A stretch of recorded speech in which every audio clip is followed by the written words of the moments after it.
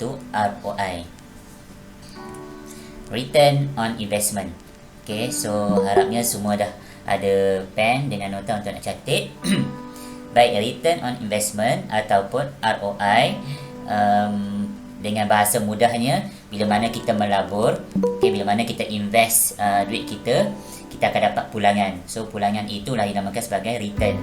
So pulangan itu boleh jadi dalam bentuk keuntungan ataupun kerugian. Okay, so kita go through kepada istilah-istilah dia.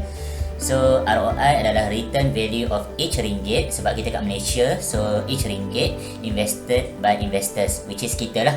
Okay, and then ratio of profit or loss derived from an investment, macam saya sebut tadi, keuntungan ataupun kerugian. Okay, dan investor ataupun kita ataupun pelabur prefer to assess the return on investment ataupun ROI dalam percentage. Sebab mudah sikit kita nak baca dalam percentage. Kalau dalam bentuk ratio, dia dalam bentuk perpuluhan kan, boleh jadi dia ada nisbah dia. So untuk nak memudahkan kita nak menganalisa kita punya pelaburan kita itu, better dalam percentage. Okay, baik. Cara pengiraan dia, kita nak tahu kita punya pelaburan itu ada keuntungan ataupun kerugian. The formula for calculating return on investment, ROI, adalah total return bahagi dengan value of initial investment dan darabkan dengan 100%, sebab kita nak ada dalam percentage. Okay, so total return, kita nak bagi mudah faham. Contoh, kalau saya ataupun kita melaburkan duit dalam fixed deposit account ataupun saving account, ataupun kita melabur pada hartanah.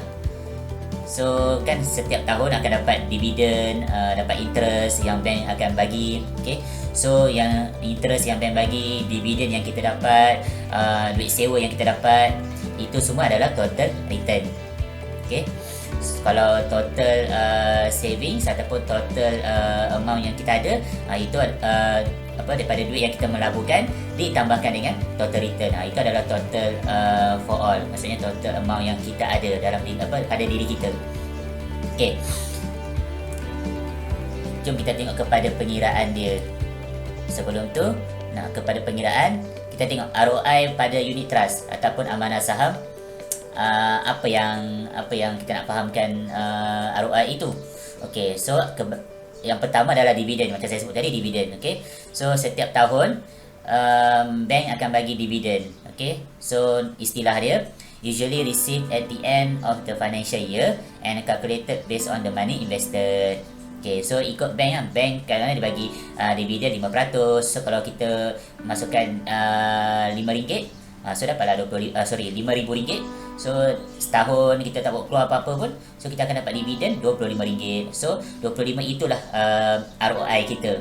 Okay, so total amount yang kita ada RM5,000 tambahlah dengan 25, so dapatlah RM5,025. Itu adalah total keseluruhan duit yang kita ada. Tapi kalau total return RM25 itu. Bonus share, additional shares that are given free to existing shareholders. Okay, selalunya kalau yang dalam konteks amanah saham, bila mana company-company yang kita laburkan duit itu, dia mendapat keuntungan yang berlipat ganda, so kadang-kadang dia akan bagi bonus. Okay, so dia akan bagi bonus kepada shareholders tu kita lah. Baik, lepas tu dia given percuma, maksudnya dia ikut tahun. Kalau tahun itu dia untung banyak, so dia bagilah free bonus tu. Setiap shareholders tu berapa persen dapat. Okay, another one, capital gain. Capital gain itu adalah keuntungan modal. Okay, yang kita invest itu nama modal, itu namanya capital. Okay, so daripada modal itu dapat tak gain dia, keuntungan dia ataupun loss dia. Okay, so increase in share price when shares are sold. So normally lah, selalunya return ataupun ROI ini kita mendapat keuntungan, jarang sangat kita mendapat kerugian. Okay, so kalau gain itu menambah, so menambah itu keuntungan. Baik, kita pergi kepada contoh dalam konteks amanah saham ataupun unit trust. Okey, pada Januari 2018, Puan Siti dia melabur 3,000 unit yang setiap unit itu berharga RM2 dekat amanah saham Bumi Putra ASB. Kemudian sampailah 31 Disember 2018. Maknanya dia tak dia dalam konteks amalan saham, kita tak boleh bawa keluar duit kan. So dia tak bawa keluar duit, dia tak menjual saham dia, dan dia tak dia tak beli lagi, dia tak tambahkan unit tu. So dia biarkan 3,000 itu selama setahun. So pada tahun seterusnya, so bila dah cukup setahun, ASB akan bagi dividen. So dividen sebanyak 5%. So maknanya dividen itu akan didapat pada tahun berikutnya. So pada 1 Januari 2019, kiranya Puan Siti dah dapat dah dividen 5% tu daripada duit yang diinvest. Okay. So kemudian Puan Siti menjual, nampak kat sini dia jual. So dia jual semua saham dia, sebab masa itu dia tengok ada kenaikan pada satu unit itu. So satu unit naik sebanyak, bukan naik sebanyak, dia punya harga dia adalah RM2.20. So maknanya naik sebanyak 20 sen lah. So bila dia tengok ada kenaikan pada harga per unit, maka dia jual. Selalunya kalau ada kenaikan, kita jual lah. Lepas tu kita tunggulah harga itu turun balik. So kita beli. So bila let's say lah kita beli RM2 seunit kan. Lepas tu kita beli 3,000 unit. So bila dia punya harga unit itu bertambah, kalau kita jual dapat lebih daripada harga yang kita invest tu. Kemudian bila harga unit itu turun, kita dapat menambahkan lagi, mungkin boleh jadi 3,100 unit ataupun 3,200 unit. Okay, so itu cara kita main saham. So what is the return ataupun ROI untuk Puan Siti? Baik, jom kita pergi kepada pengiraan dia. Okay, so first kali kita akan bagi tahu berapa duit yang Puan Siti melaburkan. So dia kata dia beli 3,000 unit, yang satu unit sebanyak RM2. So kita akan dapat 6,000. So bermaksud Puan Siti melaburkan RM6,000. So ini modal dia. Okay. Kemudian cukup setahun dia dapat dividen. So 5%. So 5 daripada 100 darab dengan 6,000. Okay, yang 3,000 unit darab RM2 ni 6,000 lah, RM6,000. So maka dia akan dapat RM300 pada tahun berikutnya. Baik, ini adalah kata dividen ataupun yang setiap tahun bank akan bagi, bukan bank, dalam kes yang ni amanah saham akan bagi. Okey. Baik, kemudian dia jual pula kan. So dia jual. So sebelum tu dia bagi tahu lah, ada penambahan sebanyak 20 sen. So 20 sen ini darab dengan 3,000 unit tadi. Maknanya dia akan dapat keuntungan modal dia adalah 600. Okey. Kemudian kita nak tahu total return dia. So total return daripada dividen yang dia dapat dengan keuntungan modal yang dia dapat, kita akan dapat 900. So ROI dia apa? ROI dia total return bahagi dengan modal yang first dia masukkan tadi itu darab dengan 100. So 900 bahagi dengan 6,000 darab 100%. So Puan Siti, dia punya ROI dia adalah 15%. So maknanya ada kenaikan sebanyak 15% kah dia punya keuntungan modal dia ataupun duit yang dia dapat ekstra itu sebanyak 15%. Okey, ini adalah konteks dalam amanah saham Bumi Putra ataupun unit trust. Baik, kita pergi kepada hartanah pula. Real estate. Okey, kita tahu kalau rumah yang land, maksudnya rumah teres, rumah banglo, okey. So kita boleh dapat ROI kita dalam bentuk sewa. Kita dapat keuntungan kita dalam bentuk sewa ataupun keuntungan modal. Kalau keuntungan modal ni kita jual baliklah rumah tu. Okey. Land tu tanah. Okey, house, rumah lah. Okey, rumah. Maknanya ada yang orang beli tanah saja. Okey, dia beli tanah, dia tak buat rumah. So dia beli tanah, dia biar je sebab tanah setiap tahun akan menaik dia punya harga dia. So let's say lah tiba-tiba ada orang nak beli tanah tu, so dia jual lah dengan harga yang tinggi, tapi harga yang pada ikut pasaran itu. So ada orang beli rumah, okay, dia beli rumah, dia buat sewa, okay, dia buat sewa dapatlah keuntungan kat situ. Ataupun dia jual rumah tu pada 10 tahun berikutnya. Okay, dan juga commercial lot, maksudnya ni lah kedai-kedai, okay, shop lot. So sama juga boleh buat menyewa dan kita boleh jual kedai itu. Okay.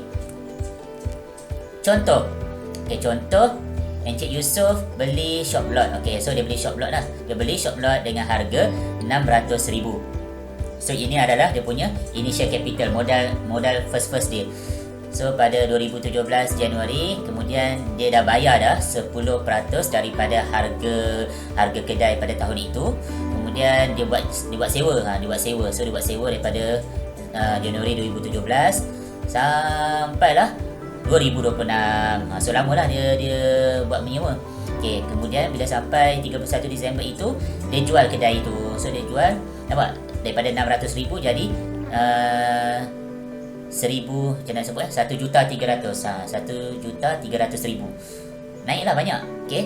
So dia bagi tahu yang okey, untuk kita nak beli kedai, kita tak mampu nak bayar 600,000 ni sebab itu kita akan buat loan. So kita buat pinjaman dekat bank.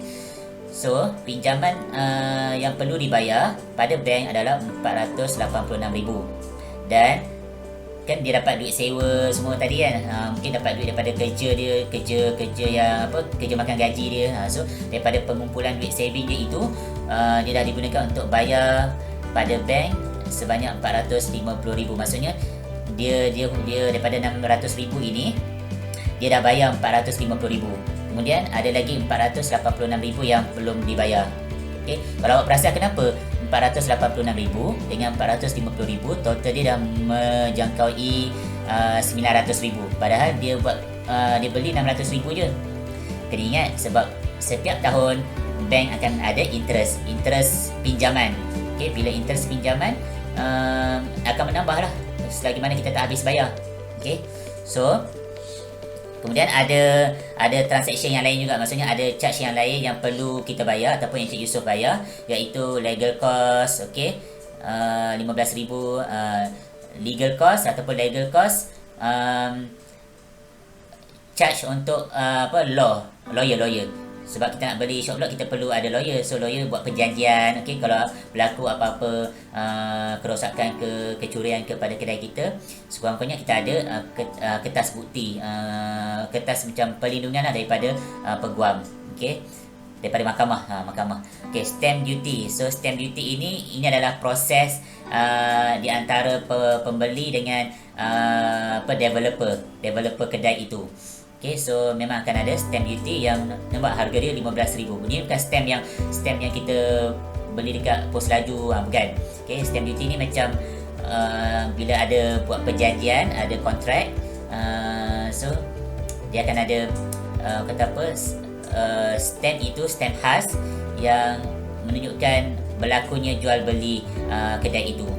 Okay, dan juga agents commission. So agents commission ni kan selalu orang letak iklan dekat Facebook ke, dekat IG ataupun dekat mana-mana board dekat shopping mall. Itu adalah agent. So agent ini yang di hire oleh developer ataupun syarikat yang bina kedai-kedai itu. So dia pun dapat commission sebab dia yang macam viralkan, dia iklankan. So bila dia dapat customer, so customer tu berjaya beli kedai tu, so company akan bagi dia commission lah. Okay, baik. So pun perlu dibayar juga. Kemudian dia kata total rent, sewa yang terkumpul sebanyak berapa tahun lah, daripada 2017 sampai 2026, almost 10 tahun, 9 tahun. So sebanyak 200,000. Okay, so sekarang ni kita nak cari ROI untuk Encik Yusof. Okay, so dia punya capital initial dia adalah dia punya total rent dia. Okay, so kita letak sebelah dulu sebab kan tadi kita dah tengok before this ada dua jenis keuntungan yang kita boleh dapat daripada sewa dengan capital gain. Okay, so first kali adalah kita punya sewa. So sewa 200,000. Kemudian capital gain adalah daripada jualan kita, jualan 1,300,000 itu tolak dengan semua yang kita perlu bayar, pinjaman bank. Okay, yang kita dah bayar ni maksudnya kita tolak lah. Okay, benda yang kita sebut bayar, kita tolak. Okay, so charges pun bayaran, so kita kena bayar. Okay, so semua itu kita kena tolak daripada hasil jualan kita. Kita jual, kita dapat duit tu. Bayar, kita tolak duit kita. Okay, so 1,300,000 tolaklah dengan 486,000, 60,000, 15,000, 18,000, so 450,000. So keuntungan modal kita ataupun Encik Yusof dapat 256,000. So alhamdulillah lah dia ada keuntungan modal kat situ. Okey. Kemudian kita nak tengok ROI dia. Capital gain tambah dengan duit sewa. So 200,000 tambah dengan 256 dapatlah 456,000. Kemudian kita terus buat kira ROI kita. So bahagi dengan duit yang mula-mula sekali dia labur kan, dia beli. So dia beli dengan 600,000. So darab 100 sebab kita nak darab percentage, maka kita bagi tahu dekat sini Encik Yusof mendapat pulangan sebanyak 76%. Banyaklah tu. Okey, so ini dalam konteks hartanah. Okey, next example. Kita cuba. Tapi saya dah tunjuklah, kira senang sikit kita nak explain. Okey, Encik Hussein dia beli rumah. Okey, ni dalam konteks beli rumah pula. Okey, beli rumah sebanyak 300,000 dan dia dah bayar down payment sebanyak 10%. Okey, kemudian dia kata dia expect mendapat pulangan sebanyak 30% selepas 20 tahun. Okey, so maknanya selepas 2 tahun dia jual rumah itu sebanyak 600,000. So dia dapatlah. Okey, dia dapat 600,000. Kemudian pinjaman bank yang dia perlu yang dah dibayar adalah 475,000 dan dia dapat duit sewa selama 20 tahun itu sebanyak 60,000 dan ini adalah charges yang perlu dibayar. Okey. Charges ini selalu kalau kita beli tanah, kita beli rumah, kita beli shop lot, memang akan ada charges tiga-tiga ni, memang fix. Maksudnya fix legal cost, stamp duty, agent commission. Tapi harga dia berubah-ubah lah mengikut pada jenis tanah, jenis rumah, okay, jenis kedai. Okay, so apakah ROI Encik Hussein selepas 20 tahun? Adakah dia mencapai expectation dia? Okay. So yang ni cara kalau nak buat pengiraan lah. Kita bagi tahu dulu initial capital kita berapa. So kita bagi tahu 300,000. Okey, ini cara saya. Saya bagi tahu okey, tambah ni bermaksud yang kita ada. Tolak yang kita bayar. Okey, so 600,000 adalah duit jualan. So kita dapat dengan duit sewa kita dapat. Kemudian yang kita bayar tolaklah. So 30,000, 475,000, 4,000, 4,000, 2,000. So yang tolak ni kita ambillah hasil tambah dia. Yang tambah ni yang kita dapat pun ambillah hasil tambah dia. Kemudian kita cari capital gain dia. Okey. So okey, dalam konteks capital gain jangan ambil sekali dengan duit sewa. Duit sewa asingkan. So dalam kes ini saya ambil yang 600,000 tolak dengan segala bayaran yang perlu dibuat. So saya dapat 85,000. So 85,000 inilah tambahkan dengan duit sewa. Okey, kalau let's say lah soalan dia minta capital gain. Kalau capital gain jangan sekalikan dengan duit sewa. Tapi kalau dia terus minta total return, awak boleh tulislah total return, buat pengiraan dekat sini, lepas tu tambah dengan 60,000 ni. So dapatlah 145,000. So kita terus dapat ROI dia, bahagi dengan initial capital, darab 100, kita akan dapat Encik Hussein akan dapat 48.33%. So melebihi 30% yang diharapkan. So mencapailah. Okay, so itu sahaja berkenaan dengan ROI dalam konteks unit trust dan juga real estate ataupun hartanah. Okay. Nanti secara keseluruhan topik dia akan combine daripada simple interest, compound interest, lepas tu investment, lepas tu ada ROI. Itu kita akan go through. Baik, next apa dia? Okey, faktor yang memberi kesan kepada ROI dalam hartanah, okey, dalam real estate. So ada 3 lah. First, economic situation. So economic situation ini yang dimaksudkan ni adalah inilah harga rumah tu, harga tanah, sebab harga rumah, harga tanah, harga kedai dia berubah mengikut kadar inflasi ataupun kadar inflasi mata wang kita, ataupun nilai naik turun mata wang kita. So kalau mata wang kita turun rendah, so maka harga rumah pun kena rendah agak lah. Okay. Tapi kalau nilai mata wang kita tinggi, so harga rumah pun kena tinggi. Okay, dia sama naik yang sama turun. Okay, another factor adalah political situation. Biasalah kalau bab politik ni kan, setiap daerah kan ada adun dia kan, ada dia punya wakil ahli politik. So mestilah dia nak menaikkan dia nak memajukan sesuatu tempat itu. So nak dapatkan sokongan ramai orang. So dia kurangkan harga rumah. So ramai orang boleh beli. So nanti ramai orang sokong dia. Macam tu lah. Okay. So location ni benda yang memang obvious. Okay.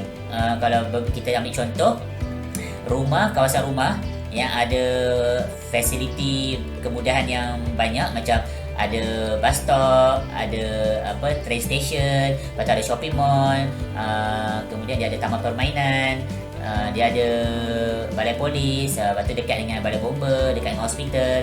So bila mana kawasan rumah itu dikelilingi dengan kemudahan asas yang banyak, maka harga rumah itu ataupun harga tanah itu ataupun harga kedai itu melonjak naik lah, tinggi lah. Okay. Berbanding dengan kampung, kawasan hulu kan. So macam kawasan kampung dengan elektriknya selalu lampu jalan ada, kadang-kadang tak ada. Lepas tu dengan line internet slow. Okay. Kadang-kadang tak dapat pula internet. So semua itu memainkan peranan kepada harga tanah itu. Okay, harga rumah itu. Baik, so 3 faktor ini. Okay, dan faktor untuk perlu dipertimbangkan, faktor-faktor yang perlu diperlihatkan, perlu dititik beratkan sebelum nak buat investment. So ada 3 benda ni lah, iaitu potential investment risk, okay, the uncertainty that losses may be incurred from the investment. Okay, so risiko melabur. So potensi nak menghadapi risiko itu tinggi ataupun rendah bergantung kepada jenis pelaburan kita. Nanti kita akan go through. Okay, so the level of return. Tahap pemulangan itu. So kita dapat untung yang banyak ke, untung yang sikit ke, ataupun senang dapat keuntungan ke, ataupun susah nak dapat keuntungan. So itu adalah level dia. Liquidity aspect relating to how soon the investment or savings could be cash out. Maksudnya mudah tak kita nak buat keluar duit dalam bentuk cash? Okay, mudah ke tak mudah? Complicated ke? So kita go through. Baik, kita buat comparison. Okay, so yang ni risk level, return level dengan liquidity level. Untuk saving, kenapa risk free? Sebab dia datang daripada kita. Maksudnya kita menyimpan je dalam bank. Okay, so kita sendiri yang simpan dalam bank. So tak ada apa-apa. Kalau bank selalunya, kan ada PIDM tu adalah perjanjian di antara kita dengan bank. Andai kata bank itu terbakar ataupun kena rompak, so kan duit-duit itu adalah duit kita yang kena rompak tu. Tapi sebabkan kita ada PIDM, ada perjanjian di antara bank dengan kita, so seolah-olah kita dapat insurans kat situ. So kalau berlaku kebakaran, duit kita boleh diganti rugi. So nanti bank akan bayar baliklah kerugian itu. Maksudnya bank boleh keluarkan duit yang kita simpan itu, walaupun ada kebakaran, walaupun ada kecurian. Okay, so sebab itu dia punya risiko dia free tu kan percuma. Risiko tu bebas daripada risiko. So return level low lah. Okay, sebab apa? Sebab dia punya interest yang bank bayar berapa je persen kan? 3%, paling tinggi pun 4%. So sangat rendah. Lepas tu liquidity dia high, sebab kita boleh bawa keluar duit bila-bila masa saja. Sebab saving tinggi lah chances untuk nak keluarkan duit sebab daripada bank kita. So daripada kad bank kita tu, so kita boleh bawa keluar. Sebab tu dia high. Okay, fixed deposit pun sama juga. Walaupun kita tunggu waktu yang matang untuk dikeluarkan, tapi masih bebas risiko. Okay, sebab kita deal dengan bank. Okay, tapi dia punya return dia pun still low. Okay, tak banyak pun interest, dividend. Lepas tu pengeluaran untuk nak keluarkan duit tinggi. Okay, untuk company shares, saham lah. Okay, risiko dia tinggi. Okay, sebab apa? Sebab kita bukan deal dengan bank, kita deal dengan company. So company itu yang melaburkan duit kita pada tempat-tempat yang boleh mendatangkan keuntungan, macam judi, kasino, arak, rokok, bab pertanian, peladangan, semua tu lah. Okay, so risiko dia tinggi. Sebab apa-apa yang berlaku pada company itu, kalau company bankrupt, kita tak dapat apa duit tu. Okay, company tak boleh nak bayar balik. Tapi dia punya return level dia tinggi. Yelah kan, kalau company itu dapat keuntungan daripada setiap dia punya yang dia melabur itu, dapat keuntungan yang sangat melonjak naik, so dia akan bagi kat kita pun percentage yang tinggi juga. Okey, dapat bonus lagi kan. Tapi nak keluarkan dia moderate, sebab saham kena tunggu waktu-waktu yang matang juga, dan kena ambil masa tempoh yang panjang baru kita boleh nampak keuntungan itu yang berlipat ganda. Kalau kita simpan atau kita beli share itu, lepas tu tahun depan kita nak keluarkan, so tak nampak dah ada punya keuntungan yang berlipat ganda tu. So selalunya shares ini ataupun hartanah ataupun amanah saham memang memerlukan tempoh yang lama supaya dapat pulangan yang banyak. So moderate. Okey, real estate okey, moderate je. Sebab kita dia moderate tu sebab chances untuk nak berlaku kecurian, chances untuk nak berlaku kebakaran, okey, biasa je, sebab dia ikut pada tempat juga. Okey, ikut pada tempat, ikut pada populasi pada tempat itu, dan ikut juga pada kadar jenayah pada tempat itu. So kalau macam tanah, contohlah tanah apa je takkan nak curi tanah kan. So sebab itu moderate. Kalau rumah mungkin boleh jadi tinggi juga, tapi ikut pada tempat juga. Okey, return level tinggi, macam tadi kita dah bincang tadi, ada yang dapat 48%, dapat 76%, tinggilah kurangan dia. Tapi nak cash out dia sangat rendah sebab memerlukan tempoh yang lama kan, macam 20 tahun, 30 tahun. So nak keluarkan dia rendah. Dan unit trust, amanah saham, risiko dia low. Okey, sebab apa low? Kenapa yang company shares ni high, unit trust ni low?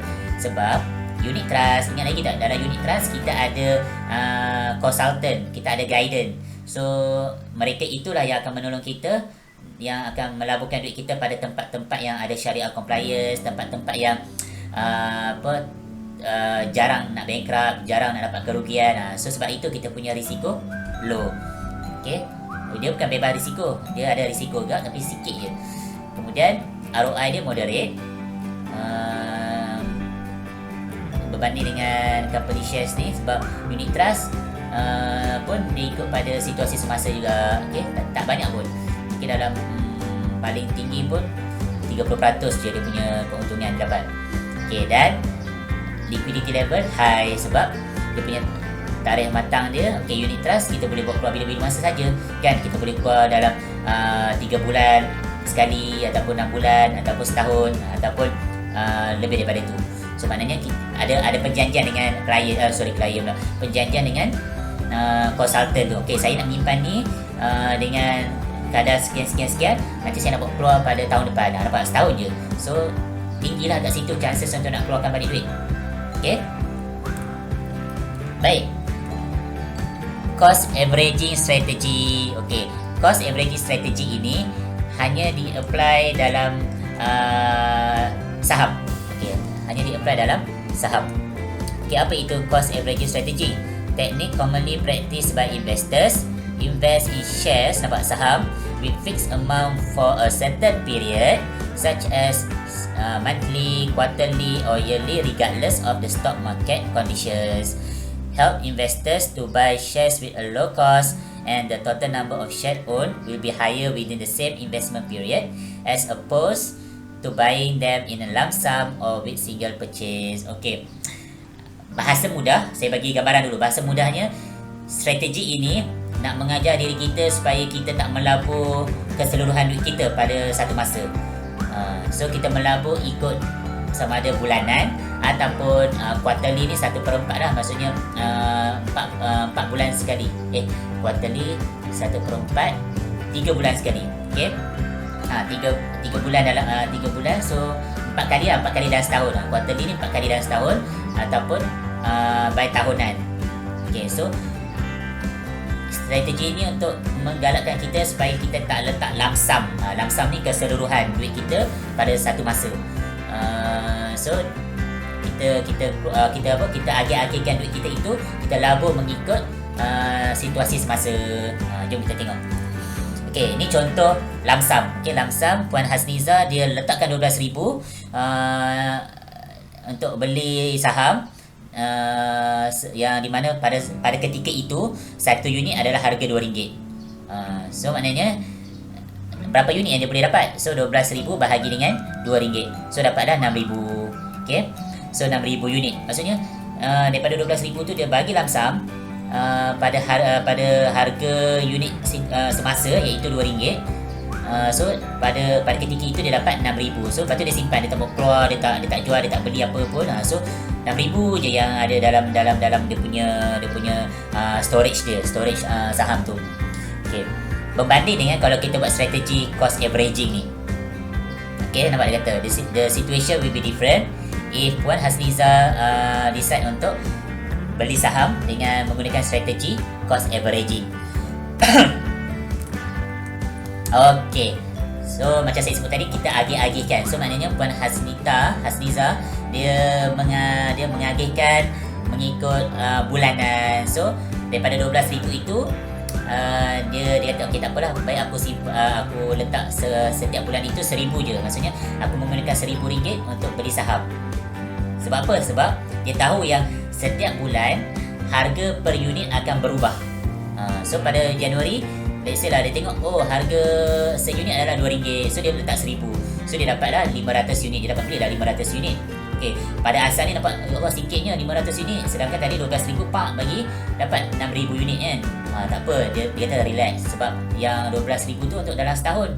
So ini pun dalam setahun juga, tapi dia nak bagi nampak dia punya nilai itu bulanan. So okey, pada bulan pertama dapat 500 unit. Okey, kemudian pada bulan Februari dia tengok saham, harga dia turun RM1.8 satu unit. Lepas tu dia letak 1,000. So dia letak 1,000, dia dapat beli 555 unit. Nampak tak beza dia? Kalau harga itu naik, kita dapat beli unit sikit. Kalau harga itu turun, kita dapat beli unit banyak. Okey, so bulan Mac tak berubah. Tak apa, dia letaklah 1,000. Okey, dapat balik 555. Lepas tu berturutan. Okey, berturutan. Yang ni RM1.7 nampak makin berkurang. So dapatlah beli banyak. Ni 588 ada error kat sini, 588. So RM1.6. Lagi dia dapat beli banyak, 625 unit. So mai dekat Oktober harga unit naik, so dia dapat beli sikit. November pun harga saham naik, dapat beli sikit. Lepas tu Disember berkurang balik, dapat beli banyak. Baik. Kemudian dia total semua unit dia dapat 6,741 berbanding dengan yang tadi 6,000 unit So dia dapat extra 741 unit. Kalau dia buat cost average strategy ni, dia buat secara bulanan. Ni contoh secara bulanan. So average dia berapa? Average cost per unit berapa? So 6,741 ini dibahagikan dengan 12,000 sebab 12,000 ni duit. So duit ini dibahagi dengan bilangan unit, kita dapatlah average cost per unit. So dapatlah RM1.78 per unit. Okey, itu adalah ada punya average cost. Nak cari lah. Okey. Cumanya situasi yang kita nak fahamkan adalah Puan Hasniza dia buat strategi melabur secara bulanan, dan dia dapati dia punya unit yang dia dapat adalah lebih daripada kalau dia bagi lamsam. So yang ni cara kita nak berfikir, mana yang lagi sesuai, kita nak letak lamsam ke kita nak menggunakan cost averaging strategi. So sebab itu dia bagi tahu yang strategi ini menggalakkan investor kita untuk tak rasa tamak, lepas tu untuk berhati-hati dalam melabur. Sebab kan tadi dalam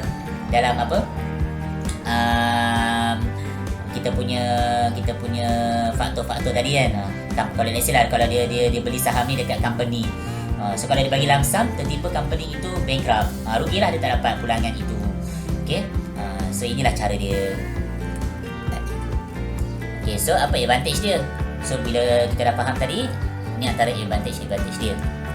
Okay, yang first, able to take advantage of the unit price changes. Kan tadi kan kita tengok setiap bulan, kita boleh baca dia punya harga saham tu. So bila harga saham tu rendah, kita dapatlah beli banyak unit. Kalau harga saham itu tinggi, kita dapatlah beli sikit. Okay, so dia tak semestinya kita setiap bulan letak 1,000. Ikut pada diri kita. Ni cuma cara je. Okay, lepas tu indirectly help investors to have more shares. Untuk long term, betul lah tu kan, nampak extra 741 tadi kan, berbanding dengan 6,000 je tadi. Okay, and then not influenced by emotion. Macam saya sebut tadi, tak terlalu rasa tamak kan. Bila letak lamsam, nampak je RM2 tu pada situasi, pada apa, pada keadaan semasa RM2 tu macam harga tu dah paling murah dah. Tengok bulan Februari tadi kan, bulan Februari, Mac, nampak dia turun banyak kan, RM1,700, RM1,600. So rugi lah, nanti dia memberi kesan pada emosi. Okay, so invest consistently on a period basis, the same amount of money without being influenced by emotion caused by share price fluctuation. Fluctuation ni inilah naik turun harga saham. Okay, kemudian lower the risk of loss. Macam saya sebut tadi lah, kalau kita beli saham dekat company kan, so risiko untuk nak mengalami kerugian itu rendah. Alright, so itu adalah cost averaging strategy. Jom kita pergi kepada problem solving. Kita dah cover semua dah ni. Kita dah cover bab saving, bab interest, compound interest, real estate. Okay, maksudnya pelaburan dalam 3 macam kan, real estate, unit trust, dengan share. Dan satu lagi saya pernah sebut emas. Okay, so dekat sini dia bagi tiga orang. Okay, nampak ni, Encik Zaidi, Mr. Leong, Mr. Nevin dah pencen. So duit pencen dia adalah RM400,000. Okay, so RM400,000 ni biasalah kalau mak ayah kita pencen pun dia akan melabur juga. Nanti awak sembang dengan mak ayah. Mak ayah boleh pencen lagi lah. Nanti cuba sembang, mak, ayah kalau nanti pencen nanti ayah ada melabur duit kat mana tak? Saja sembang macam tu. Sebab selalunya mak ayah ada perancangan. Okay, kemudian so lah perancangan tu yang kita nak tengok kat sini. Encik Zaidi ni dia nak melabur kat mana, Mr. Leong ni nak melabur kat mana, Mr. Nevin ni nak melabur kat mana. So di antara 3 orang ini siapa yang bijak? So daripada sinilah kita kena combine semua knowledge yang kita dah belajar dalam topik ini. Baru satu topik tau, ada satu topik yang lain. Satu topik bab saving dengan investment. Okay, sampai dah ROI tadi. Ni situasi dia. Okay, untuk Encik Zaidi dia beli apartmen. Okay, dia beli apartmen bernilai RM150,000 dan dia buat sewa RM800 sebulan. Okay, lepas tu baki daripada RM400,000 tadi itu dia letak pula dalam FDA, fixed deposit account, yang di mana pada bank itu memberi interest dia adalah 4% setahun. Okay, so kita bincang pada Encik Zaidi dulu. Okay, risiko yang dihadapi oleh Encik Zaidi low lah, sebab untuk apartmen pun nak berlaku kecurian pun sebab dia buat sewa. Nampak, dia buat sewa. Kalau dia buat sewa, selalunya yang penyewa itulah yang akan bayar ganti rugi. Sebab tu risiko dia rendah. Okay, dan kalau berlaku kecurian ke, berlaku kebakaran ke, itu adalah bergantung kepada penyewa, sebab penyewa yang kena jaga rumah itu. Okay, so dengan fixed deposit account pun still risiko dia rendah juga, sebab kita deal dengan bank. Okay, so kita tengok ROI dia. Sewa 800 darab 12 bulan, dia dapat 9,600 setahun. Okay, kemudian dia punya saving interest untuk setahun, ini 250,000 ni adalah baki lah selepas dah dibelanjakan 150,000 untuk apartmen. So baki dia 250,000 itu kita dapat interest sebab saving. Okay, simpan dalam account. So 4%, so dapatlah pulangan dia 10,000. Okay, ni dia kira untuk setahun saja. So dalam setahun pulangan yang Encik Zaidi dapat adalah 9,600 tambah 10,000, iaitu 19,600 bahagi dengan initial capital. So apa modal dia? Modal dia yang duit pencen tadi lah. Okay, duit pencen 400,000. So darab 100, so 4.9% untuk setahun. Okay, so dekat sini savings are easily converted to cash, sebab mudah lah kan. Untuk fixed deposit account mudah lah kita nak keluarkan, dan property perlu memakan masa.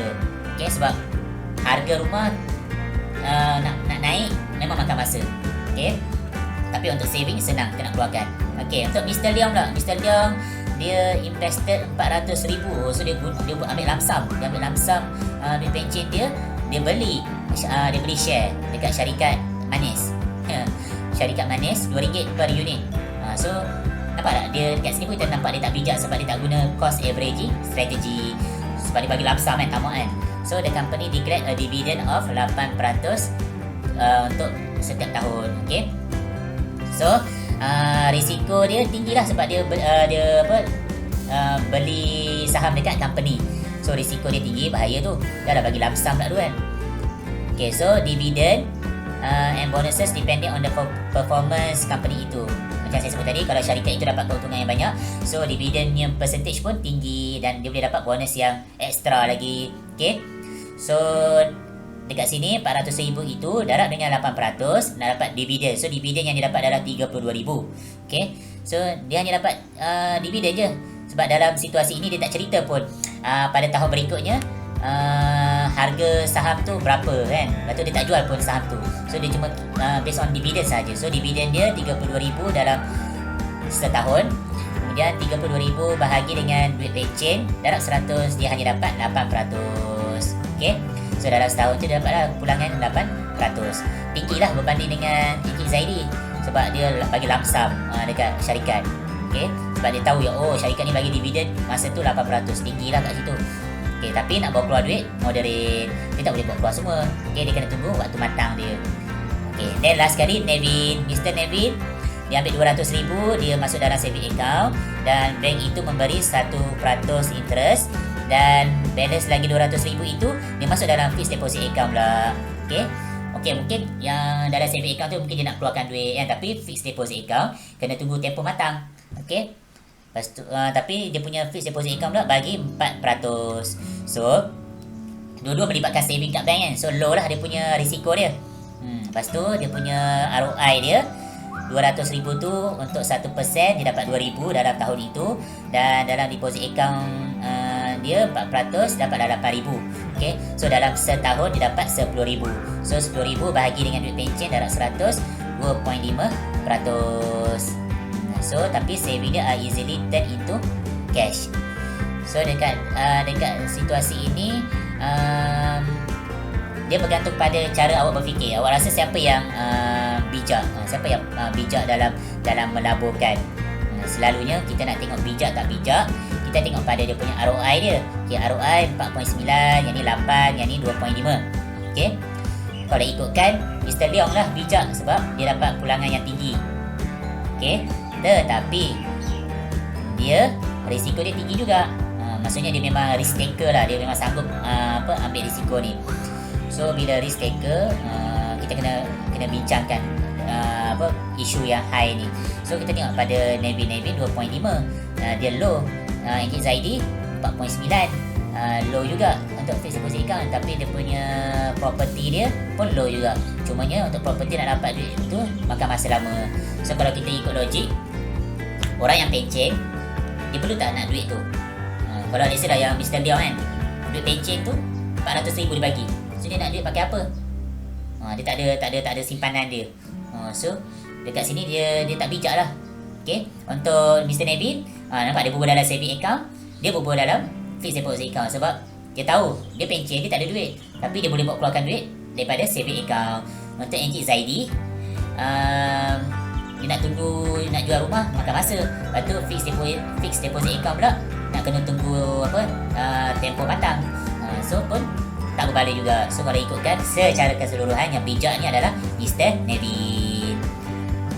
Okay, so kena tengok secara menyeluruh. Macam ni lah cara kita nak berfikir. Belajar untuk berfikir, bukan belajar untuk nak skor ke, belajar nak jadi pandai, tak. Belajar untuk kita boleh berfikir secara waras. So secara conclusion, nampak kat sini ini jawapan dia. Ini jawapan based on buku teks. Dia kata Mr. Leong adalah wise investor sebab ROI dia dapat, dia based on ROI. Okay, kalau dia based on ROI, kita bagi tahu lah Mr. Leong lagi bijak. Okay, tapi kalau nak based on keseluruhan, kalau let's say lah soalan dia ada nak explain, ada buat karangan ke apa, kita ambil case Mr. Nevin tadi. Okay, tapi kalau dalam konteks ROI, dalam konteks matematik, kita just ambil ROI sahaja untuk nak sebagai bukti siapa lagi bijak. Okay, so itu je dalam bab saving dan investment.